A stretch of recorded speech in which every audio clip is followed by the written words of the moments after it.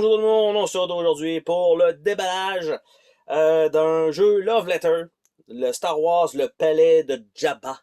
Et donc, ça vient dans une boîte, on va dire, pas super intéressante. On voit un peu, bon, évidemment, le système classique de Star Wars. Par contre, il semble avoir des objectifs uniques, peut-être, à chaque partie ou quelque chose comme ça. Donc, ça va peut-être être, un petit peu différent parce qu'ils ont tout le temps toute une petite twist. Et donc, c'est simplement une boîte comme ça qu'on doit déchirer. C'est pas une belle boîte, malheureusement, que j'ai. On défait la boîte. Aucun respect. Et voilà, teint. Et c'est tenu dans un petit sac. Donc, tout ça, on n'en a plus besoin. Tout est tenu là-dedans. Donc, ça se transporte quand même bien. Et qu'est-ce qu'on a là-dedans? On a les jetons, probablement les jetons de victoire, qui ont l'air de ça ici. Donc, avec un petit décor Star Wars-esque. Ce sont des jetons en plastique. Donc, il y en a un certain nombre. Nous avons le livret de règles miniaturisé. Donc, tout simplement, comment ça se passe, la mise en place.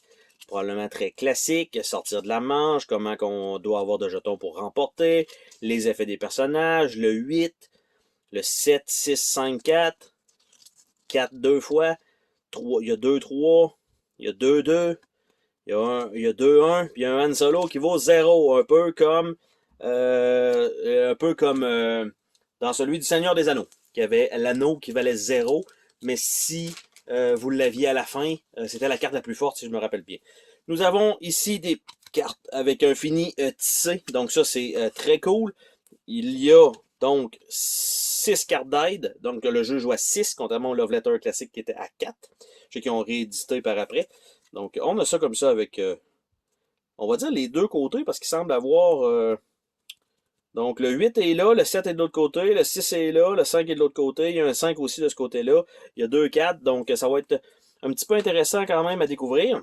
Donc, les cartes à l'arrière, je veux dire, ça a l'air de ça, mais ça doit être les 4 buts.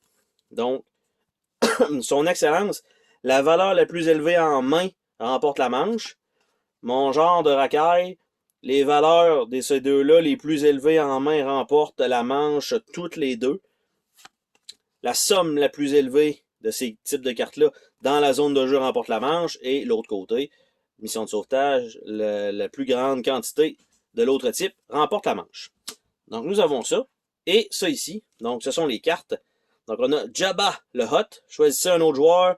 S'il a en main une carte de ce type-là, il quitte la manche. Donc c'est très très très très fort. Mais c'est pas le 8 classique de si on défausse ça, on perd. Luke Skywalker, choisissez un autre joueur. S'il a cette carte-là en main, il quitte la manche. Donc, si c'est celui-là, Luke fait quitter l'autre. Et Luke se fait éliminer par lui. Rancor, tous les joueurs ayant la valeur la plus faible en main, sauf le 0, quittent la manche. Comptez à haute voix à partir de 1 afin de trouver la valeur qui est la plus faible. Oh shit! C'est fort! Choisissez un autre joueur, prenez la carte de sa main et placez-la dans votre zone de jeu. OK. 2 fois. Leia Organa. Donc, en fait, Leia, il manque peut-être des trémas sur le I, je pense. Piochez 2 cartes. Conservez une carte et placez l'autre sous le paquet. Ça, c'est quand même nice. On n'avait pas vu ça nécessairement souvent, cette mécanique-là. Jusqu'à votre prochain tour, les cartes ne vous affectent pas. C'est un classique, c'est un shield. Choisissez un autre joueur, regardez sa main, vous pouvez échanger vos mains. C'est un mix entre souvent la carte numéro 2 et la carte numéro 6. D'habitude dans les Love Letters. Choisissez un autre joueur, comparez discrètement à celui qui a la valeur la plus faible. Quitte. Chewbacca, choisissez un autre joueur. S'il a en main une carte de valeur 4 ou moins, il quitte la manche. Choisissez un autre joueur et regardez sa main. Donc la carte 2 classique. Soit vous regardez la carte face cachée qui a été mise de côté, donc parce qu'on écarte toujours une carte, pour que ce soit un peu plus aléatoire. Soit vous choisissez un autre joueur et regardez sa main. Ok, intéressant.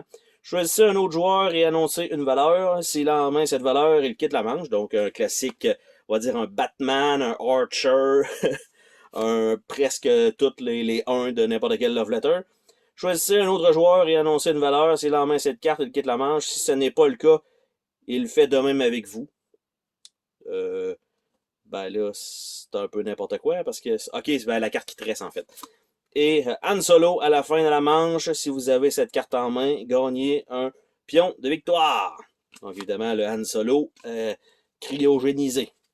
Donc, c'est la totalité du matériel qui est fourni dans ce Love Letter. C'est toujours très simple, mais bien sûr, avec les cartes et leurs effets, ça change la mécanique. Donc, celui-là avec peut-être des objectifs différents par manche, peut-être, ou par partie. Non, je pense que ça serait plus par manche. Donc, avec 4 possibilités. Donc, ça change quand même la donne. C'est quand même intéressant. Et donc, c'était le déballage de Star Wars, le palais de Jabba, un jeu, Love Letter. Bye bye!